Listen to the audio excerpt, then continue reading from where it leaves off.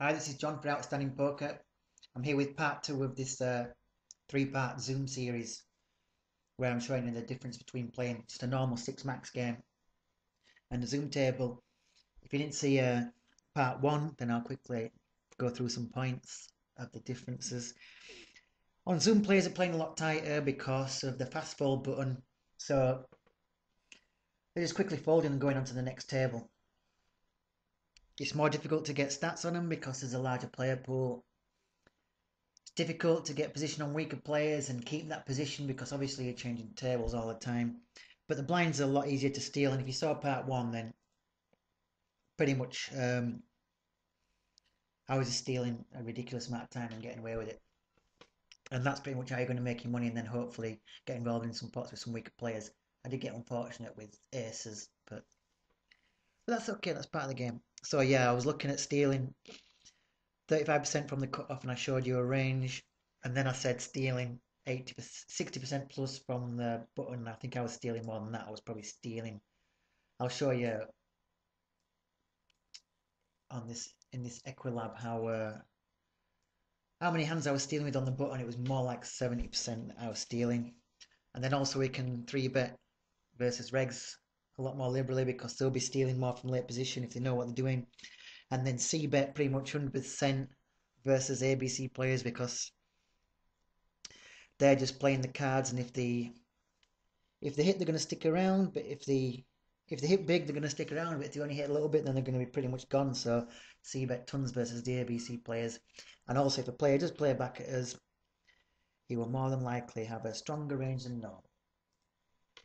So we'll go straight back to the video that I recorded earlier.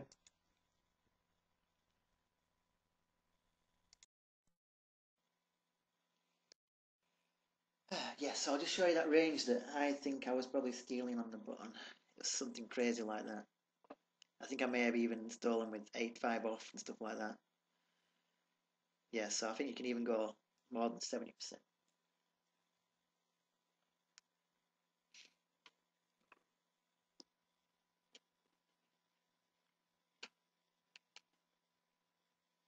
King 9 knowing the cutoff is fine to steal. We're probably going to get called by this guy. But then this guy goes all in. I didn't realise he had a short stack actually, so. But I still think King 9 is going to be strong enough anyway. So I just decided to float that flop because it's very difficult for him to hit it.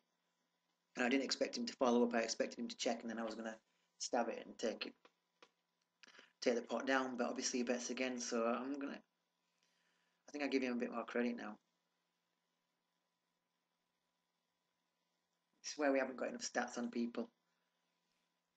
Let's just go back a second.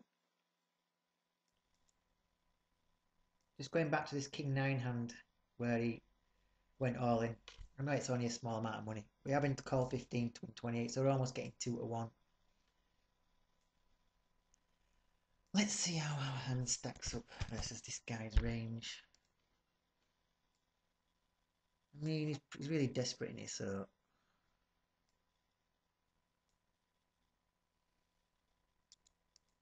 You think he's going to go in with any pair? Probably. Any ace? Yeah, pretty much. And ton of Broadway.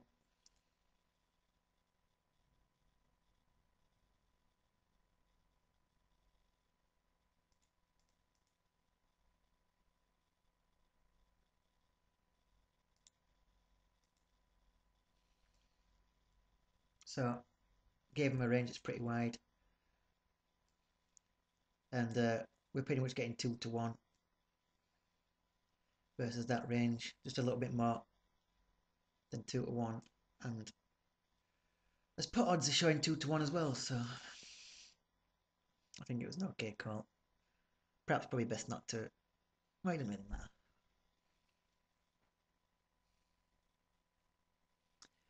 Just wondering about raising that flop. It's just so difficult to figure out these players when you've only got a few hands on him. It does look pretty aggressive post flop. I don't mind floating and then take it down on the turn if he checks to us, obviously.